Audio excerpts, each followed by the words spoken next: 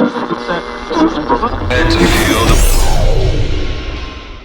everyone, welcome along to the Chargers TV podcast for week 5 of the Mitsubishi Motors NBL1 South. Ron Riggs, Justin Bryan alongside you here in Studio J once again. And JB, welcome to you. And I tell you what, the nights are getting colder around this place, but I tell you what, the action on the floor is heating up. That's probably the best way to put it, Ronnie. There's a bit more of a draft coming through at Creek Road, and certainly a little dark here, a little mistier when we get out towards Sorrel there, but the action is hotting up. We had a nice, I'd say a mix of results and action on the weekend there in round 4, and no doubt round 5 is going to be pretty exciting as well.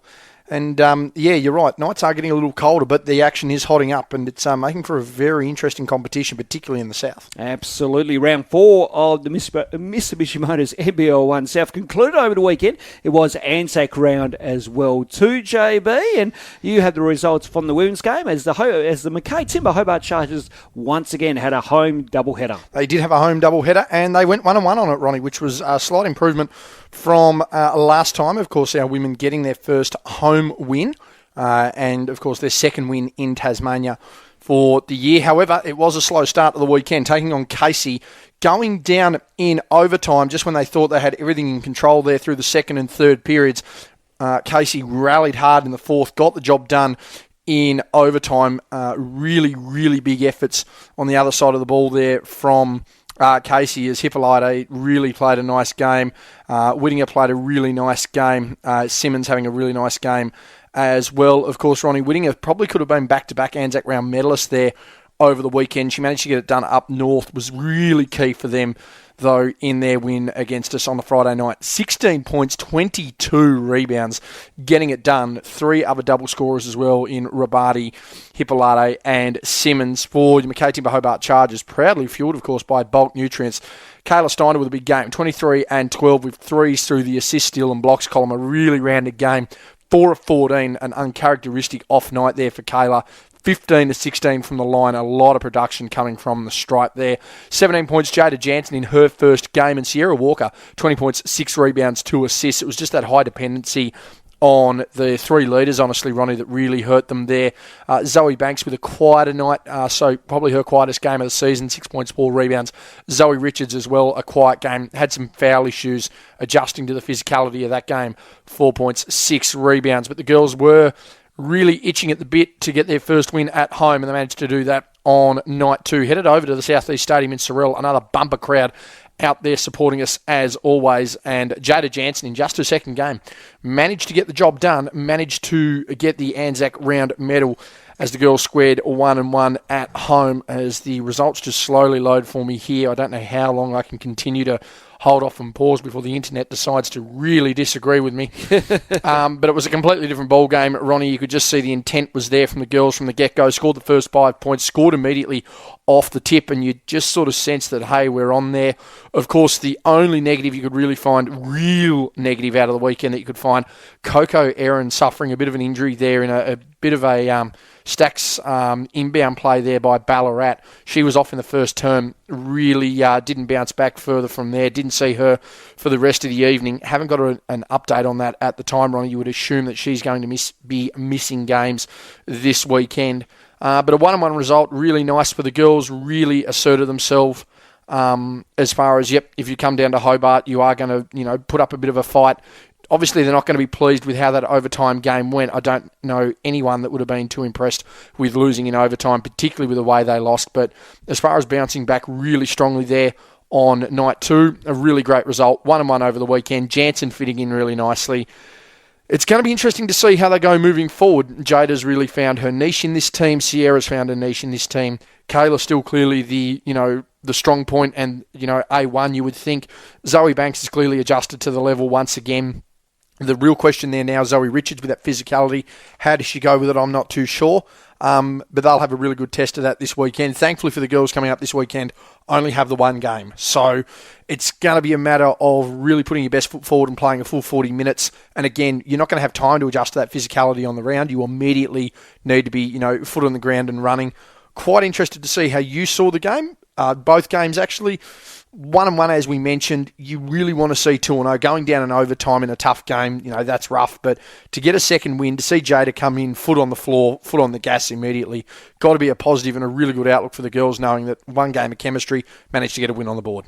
Yeah, absolutely. And I think with Friday night, obviously one of the games of the season by far, JB, but not in Hobart's favour, but certainly a great game to watch and be involved in from commentating side of things. For me, obviously, you roll the dice when you throw in a new import player in their first game, and it's a close one down the stretch. Obviously, that gel and chemistry, not just here when you've only been in town for the last 24 hours or so. With that, it was certainly going to be interesting to see how Jada was going to back it all up. So. But in the end, I thought credit to the girls' team. Just some couple of lapses down the stretch, really just let them down. I thought they were really in the box seat Friday night to take the win. But Casey just wanted more. You could just see the determination and the body language of just being up and about. And I tell you what, they deserved that win, far more than what Hobart did. It looked like Hobart were trying to protect the lead at one stage. Hobart were trying to be conservative. They weren't on that aggressive foot where Casey were. And Casey just come back out and dominated and got the win easily. And they were a happy bunch on Friday night, JB. Obviously, we interviewed Winnington down on the floor, but when I was down on the floor there, just waiting to get her, you could just the joy and the pandemonium was fantastic, and it was really great to see. And that's what NBL One South's all about. It's just that kind of camaraderie and whatnot in between the teams. So really good win by Casey. Hobart, licked their wounds for another night, but they come out much better on the Saturday night. There was much more better intent. There was better focus. I feel Zoe Richards is. I'm not sure if she's been targeted in the league as far as every team scouting on her and say, right, you have to be physical with her because the referees won't give her calls her way. Every team that we've seen so far, Chabo, I feel like have been very physical with Zoe. 100%. And Zoe just, I'm not sure if it's just, she's getting away with things. Oh, sorry, she's getting caught out, wrong place, wrong time, where the referees have just gone bang, pin, or if it's just one of those things where you're kind of just wrestling, or you're kind of trying to pin and all that kind of stuff. And when and I'm not meaning wrestling, the actual wrestling terms of WWE, folks. I just mean more when you're trying to post up, get a position, box out. You're trying to move arms, you're trying to pin arms, setting screens, things like that, all that kind of stuff. So, once again, I feel like she will get there, and she a heck of a player. Don't get me wrong. Her status quo as a player is second to none. So I think from a resume standpoint and from her on-court performance, it's just been good. It's just how the opposition teams have really gone at her. But with the rest of the game, I felt like Jada's finding a groove now, which is really good.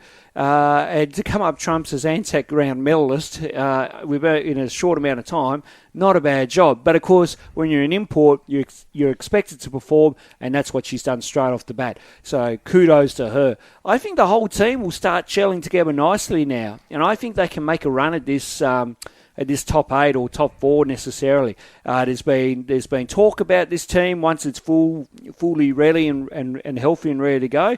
They are expected to be one of the top teams in the competition, to my understanding. Right now, Dwayne, obviously I heard a little bit today out of the Win News TV report, with Dwayne just making sure that he is a little bit more composed with his team. I think there are times where it gets a little bit too tense, that he mentioned in his press conference today. And I agree with that. I think there were times throughout both games where the team was really tensed and probably a bit not overwhelmed, so to speak, but just kind of trying to do too much at any given time. So and Dwayne has a very good coach's head in his forte. So I'm sure he'll make those adjustments as a coach and try to make sure that to calm the team down and get them through. So realistically, JB, we would have loved to seen 100% 2 and zip. Unfortunate that, the joys and The highs and lows. Yes, the highs and lows of basketball, JB. Unfortunate to go down overtime, but a good bounce back win. So, great job by Casey and Ballarat. They really pushed the issue. Hobart done a great job of fighting back. Unfortunate on Friday. Great on Saturday. Now let's see how they go on Friday night against Frankston. 72-65, the final score in that game against Ballarat. 26 points, 8 rebounds, 2 assists to Jada Jansen in that ANZAC Round medalist effort. 16, 8 and 2 with 2 steals and a block for Sierra Walker. 12 points, 15 rebounds, 3 assists, 3 steals and a block for Kayla Steindl. And Chloe Broomhall doing the dirty work as well. 2 points, 10 rebounds in her 21 minutes. Of course, on the other side for Ballarat, it was Chloe Bibby, who was really threatening to break the game open. 27 points, 13 rebounds. You then had Abby Weirung, 17 points, 3 rebounds, 3 assists, and Tassie girl Micah Simpson, 11 points, 4 rebounds, 6 assists as well. Ronnie, over to the men's, and it was a 1-on-1 weekend for them as well. They got the win on their first night. Didn't quite have it on their second night. I'll turn the computer around to you with the results there. First tab being the Casey game. And, a good win on the Friday night, but just couldn't get it done on the Saturday night. Yeah, Hobart getting a win here on Friday, 88-79 down at the Hobart Netball and Sports Centre. Let's just quickly go through Casey, and leading the way, Dylan Stiff, 27 points. And geez, he had a cracker of a game. Really liked how he played.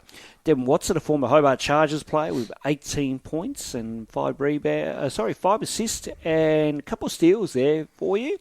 And then next best there, Preston Bungie. I think we that's the one. There we go, Preston Bungie, who I tell you what, looked like a good lookalike to the Slim Shady hairstyle. Yes. Had the bleach going. Had the bleach going. 14.6 rebounds and 5 assists as well.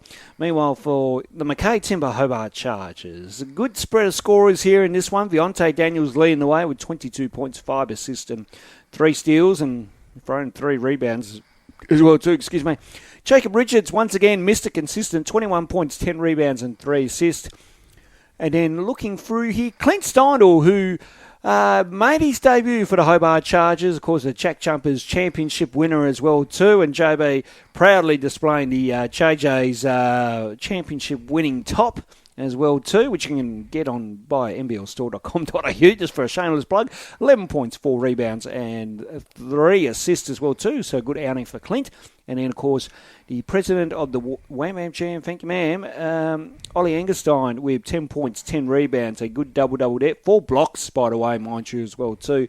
And then, of course, it was Zach White. So 5 players in double figures. My apologies. 10 points, 3 rebounds, and 4 assists there. On the Saturday night, Hobart went down, unfortunately, by 9 in the end in what was a pretty good game, and Ballarat able to fight this one out, 88-79 down at Sorrel, and a good attendance down at Sorrel, by the way, as well too. Great to see our fans there supporting and bringing their signs and chanting along in the free throws as well too.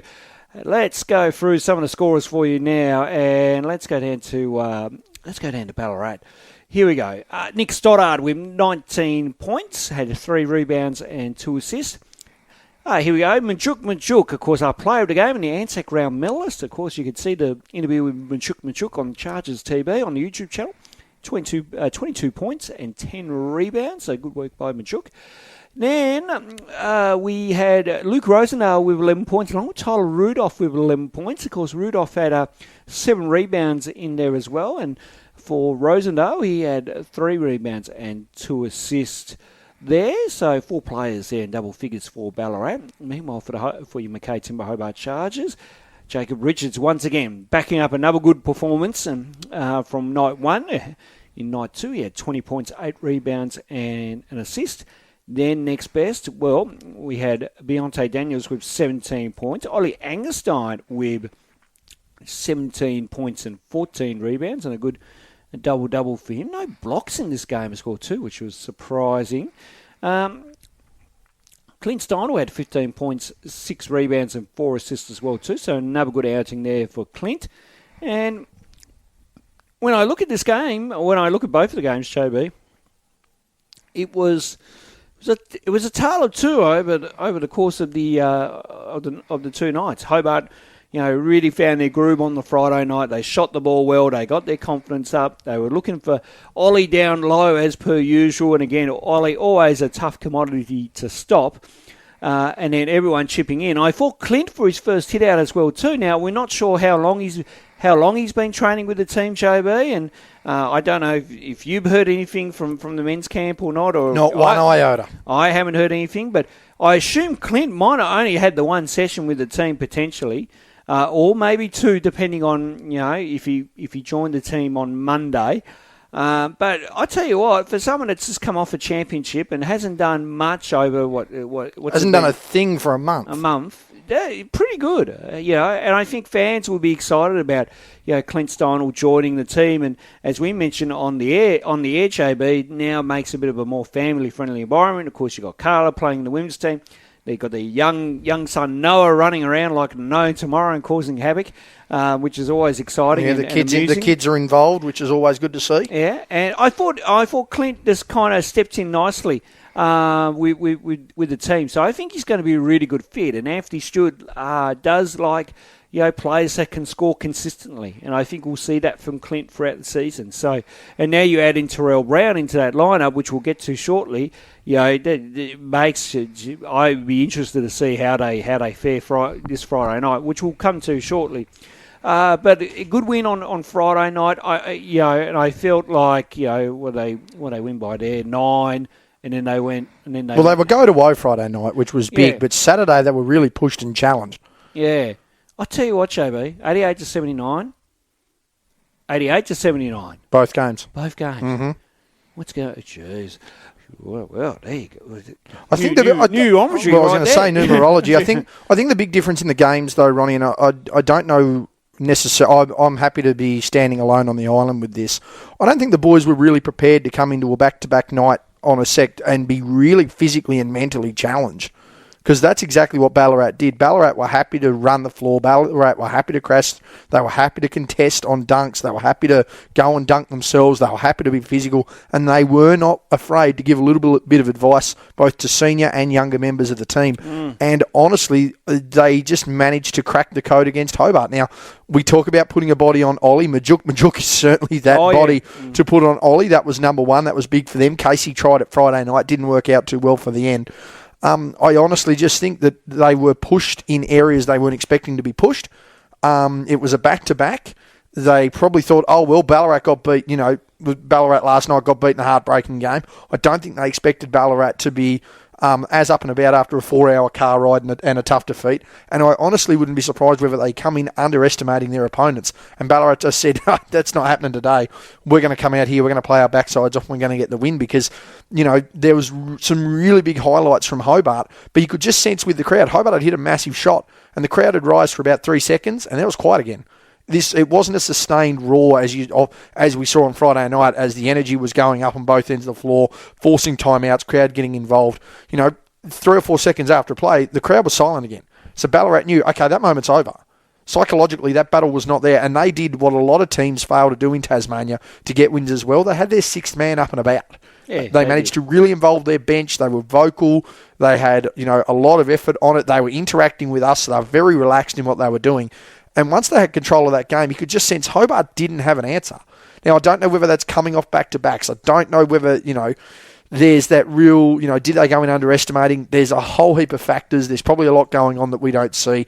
Of course, they've got their, Terrell to come in this weekend, but I honestly think they underestimated Ballarat last week, and I think they got kicked in the backside for it, and it's something that they're going to have to hold on to, because they cannot allow at any point to take an opponent for granted, especially when you're in a position where, hey, look, we're 4-2 after 6. Yeah, now you're 4-3 after 7, and Frankston's coming down, and they're not coming down lightly either. They will want to see you 500 after 8, and all of a sudden you're nearly halfway through the season in games. Correct. So realistically, you want to be above 500 through 10 games. You've got another home game the following week against Melbourne, but again, Melbourne's got a lot going on for them this year as well. Yes. So you're realistically looking at two of your toughest challenges at home all season, back-to-back weeks. You've just let one slip. Hobart need to be locked and ready to go. Glad they got the win over Casey. That's awesome. But in respect to Casey and Ballarat, I don't think anyone's really expecting Casey to be right up there this season in comparison to Ballarat, and certainly in comparison to both Melbourne and Frankston. So you get that win, you have a nice performance out of your team. Unfortunately, you just couldn't get the chocolates, and I think you probably underestimated your opponent on the Saturday, and now you could be chasing tail for the next month of basketball purely because you let one slip. Well, Anthony Stewart mentioned in the media last week that he thinks Ballarat are the championship favourites. So, for Stewie, I'm sure he would have been very frustrated on at the end of Saturday night. And no doubt, he'll be firing a rocket up the team this week at training. Don't mind you, of course, Stewie, very busy this week, obviously with UBL commitments and whatnot. So Monday would have been right into him. I'm sure tomorrow night. I know I think they've all touched down tonight, JB, all the UBL guys. So, I'm sure tomorrow night at training, Stewie will give him a bit of a raz, and of course Terrell coming into the group as well now too, and it'll be interesting to see.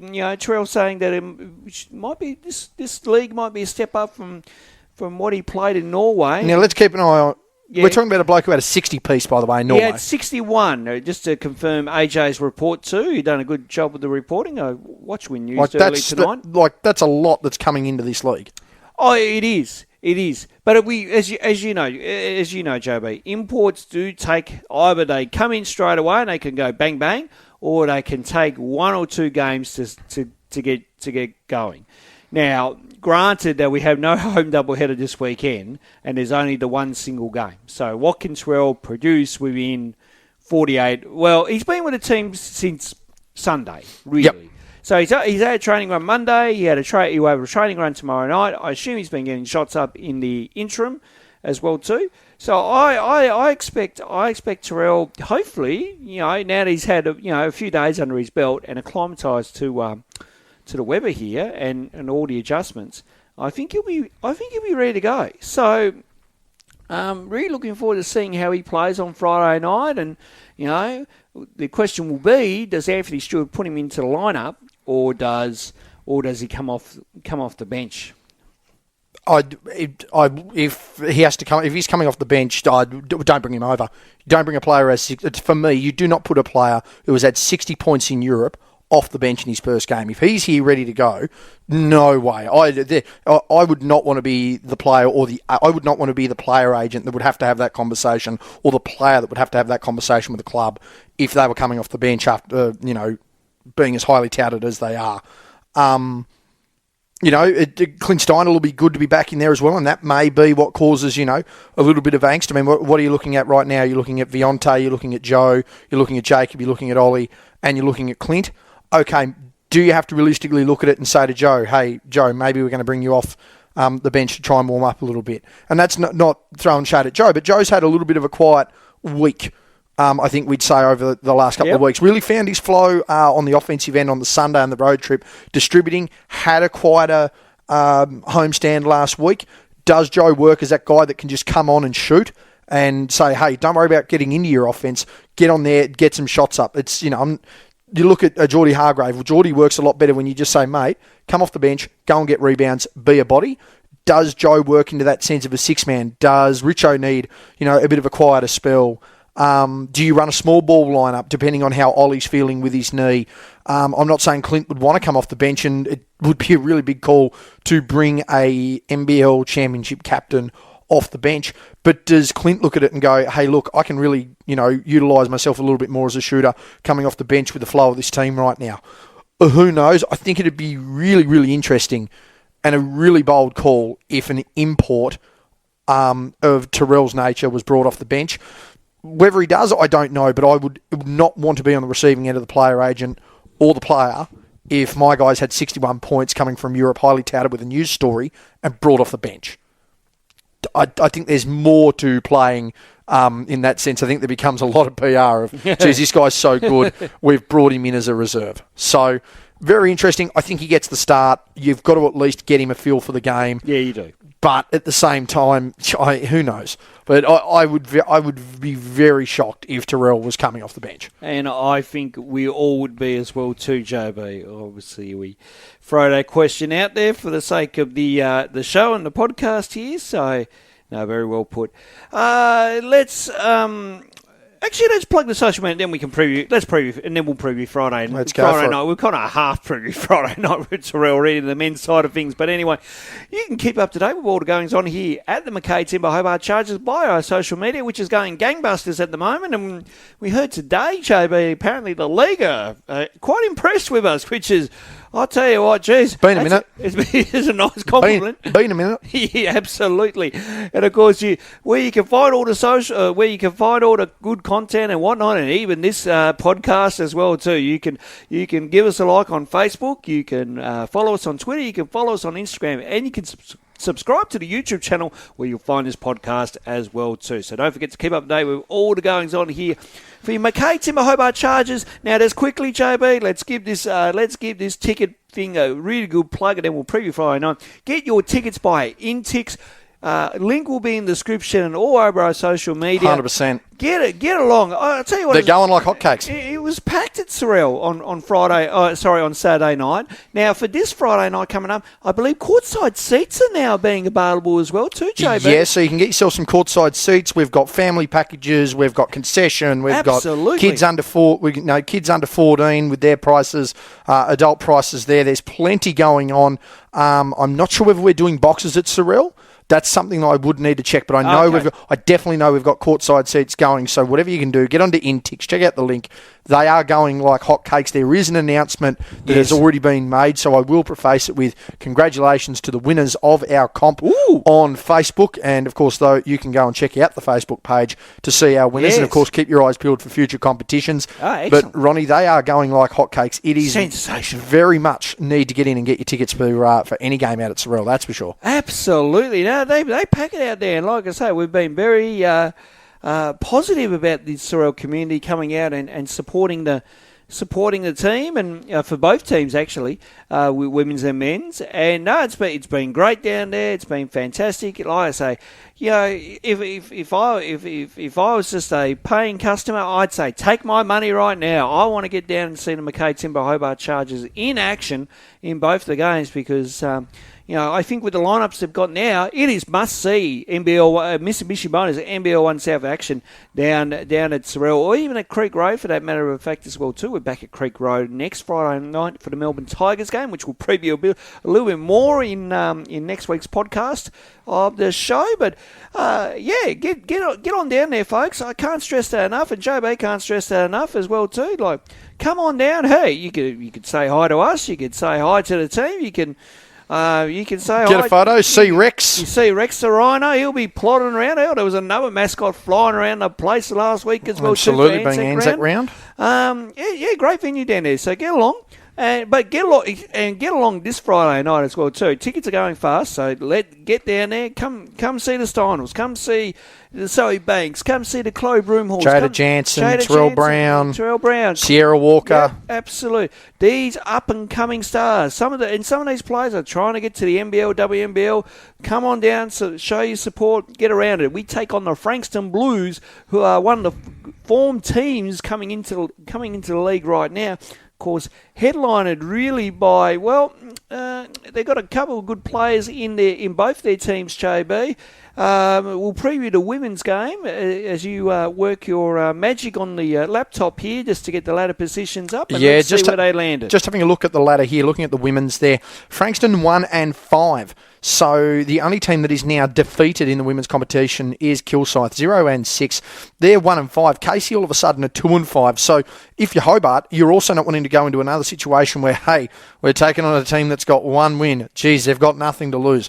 They're going to need to play really hard, really fast here. I'm just going to double check a couple of things here with them in the women's comp. I know in the men's comp, Ronnie, of course, Lockie Barker coming back into town, the Taswegian himself, the NBL champion for the Tasmania Jack Jumpers. And good friend of the program as well too, JB. Good friend of the program. Whether he knows it or not, he definitely is. Oh, my word, he is. So it'll be good to have the men in town. They're 4-2. Hobart 4-3. Frankston now sitting 7th. So the top 8 now, you need to be 4-2. So you need to be 2/3 of the way. So for Hobart, they really need to get this win and get that let me have a look there. 5 and 3 out of 8. That'll tick them over at around the 70-odd% mark there, or 65, 70-odd% mark there in the win column. So it's going to be really crucial for them. In the women's comp, as I mentioned, they've got to be really careful, because the last thing they need to be doing realistically is just taking advantage once again of, oh, well, look, they're in town. Oh, well, they haven't won many games. There can't be any complacency there at all. They're going to be really, really careful. Jacqueline Trotto, part of that team. Steph Reed, a part of that team there as well. They've been around for quite some time. Really well-rounded women's team there as well. Of course, in the men's team, they just continue to tick over left, right and centre.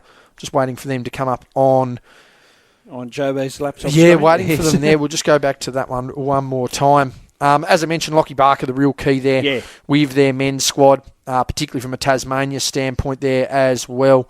They got Hadzi Amarovich, another big one. Ben Forsyth, Brad Newley, Lucas Barker's another one as well. He's a veteran of this competition.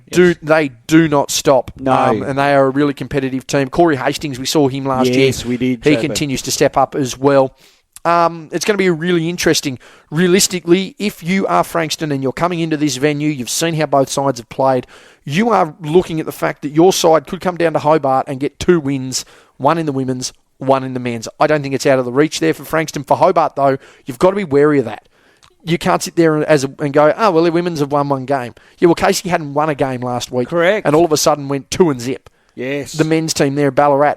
Okay, they have a tough beat the night before up in the northwest. They come back down the floor. You're not necessarily up for it. And they beat you there and walk out 1-1 and build a lot of momentum. So these are must-win games. The only way to define this weekend is 2 wins for either side. Nothing more. Correct. Nothing less. Correct. Anything less than a win for both sides, to me, would be unacceptable for where this club's trying to head in 2024. Absolutely. And every game in the Mitsubishi Motors NBL1 South is an absolute kind of must-win type attitude, because it's such a shorter season now as well too, and the compact schedule. Every game is a must-win. You just can't look at it and go, oh yeah, we can tick this one, we can tick that one, or no, we'll drop that one and do this one. It is literally, you must win every game. I mean, hell, the Northwest Thunder went 2-0 last weekend, JB. Yeah. Like, it can turn on a swivel just like that. And for Hobart, if they're now the Northwest are only 1 game off of Hobart. Correct. And now all of a sudden, if Hobart, if both Hobart men's or women's side, are walking in thinking this, and this, well, I think we've got an issue. So both teams will be determined in how they want to go on Friday night. Frankston got deaf. I like their team. You got Barker, you got Hadzi there, you got Hadzi. I like how you've shortened that. That's good. Hadzi, easier for us to say. Yes, we might. Newley, there's just a lot going on. Newley, a veteran. You got Lockie Barker, who's got some red hot form coming in. Young Corey Hastings, as we mentioned. Ben Forsyth. Yeah, absolutely. Daniel Trist. Yeah, Trist has been a really good big man for not only Frankston, but in the league as well too. I rate him within the top 10 best big guys in the league as far as the Southern Conference is concerned. So I feel it's going to be a real test for Hobart. But, of course, any Hobart team that Anthony Stewart puts on the floor will be very competitive. Now, can they kind of diffuse some of the defensive lapses that they've had? Anthony Stewart has not been happy with some of the defensive rotations. A lot of that comes down to attitude and physicality, though, too, as well. As much as we love to talk about structure and being switched on. Correct. That's key, but you've also got to have intent. If your only goal on defense is to be ready to go on offense, you're not playing the game correctly. Yeah, that's right. And I think for some players that's okay because of how crucial they are offensively. But if your offensive game isn't on, you need to build momentum by knowing that your opponent is not doing anything, so you have the opportunity to capitalise down the other end. Yeah, absolutely. So I think, again, the intent and attitude needs to be there. That's the same for the women's side as well too here. Just to I kind of drift off into the men's side of things. I'll come back to the women. So for the women, you say same thing, the same defensive attitude, mindset and intent that you need to get stops. Then on the offensive end, they've got a lot of firepower now. We saw how Jada can shoot the ball. She can, we know how Sierra can shoot the ball. We know how Zoe can Kayla can operate at all areas of the floor. Absolutely. So right now, I feel like this team is in a good solid position, and I think I could see the women getting a win on Friday night. I think it's going to be a close one in the men. I am tipping towards. I just feel like Frankston have just got a bit more depth. As much as Hobart have just added Terrell, I'm Jada, I'm more interested to see how the men's side go with Terrell. Obviously, last week our focus was how would Jada go with the team and fit like a glove. Yeah. Now we've got to see in one game this week. Let's see how Terrell goes. So I think Frankston in a close one in the men. I feel Hobart in the women will get up and continue their form from Saturday night. And it should be a good night down there at Sorrel, JB. I'm looking forward to it once again. And I tell you what, it's they say it's going to be a barn burner of a game. Well, it needs to be. And for Hobart, they need to get 2-0 because their next week's not going to be any easier, men's or women's. No. And if all of a sudden you start looking at 500 after 8 games, as I mentioned, 20-game season, you're playing a lot of back-to-backs. It's a condensed, shortened year, but you need to be above 5. You need to be at least just above 500 heading into the halfway mark of the season, because if you are really chasing tail just to get to 500 at the end of the season, you're struggling to make finals, and all of a sudden your year becomes a lot shorter than you expect. It is, and it can be cutthroat in this league. It really can. So every game, as we said, you got to go in saying it's a must-win. There's no nights off in the Mitsubishi Motors NBL 1 South competition, JB. You got to come with your A game and ready to play. And you just can't have bad lapses at crucial stages of the game. Otherwise, your whole game can quickly turn on a swivel, and all of a sudden you're down that bottom half of the ladder, and it's hard to climb back up. 100% there, of course. Frankston will be in the house out at Sorrel at the South East Stadium. Get your tickets at InTix. Keep following us there on the social media. I'll tell you what, Ronnie, that will just about do us for our Round 5 preview, I'd say. Yes, absolutely. No, it's been a good show. It's been a good podcast or show. We're hoping we're going to be back on camera soon, folks. We are still working on those things, but hey, looking forward to Friday night once again down at Sorrel. And as I say, get your tickets through Intex. The links will be in the description and on our social media. Get down there Friday night and support our McKay Timber Hobart Chargers. That's it. Thank you very much for tuning in. Again, another episode of Chargers TV in the books. He's Ronnie Riggs. I'm Justin Bryan, and we will catch you on NBL 1 Plus and the NBL 1 website and NBL 1 app for our Friday night action as Frankston take on Hobart.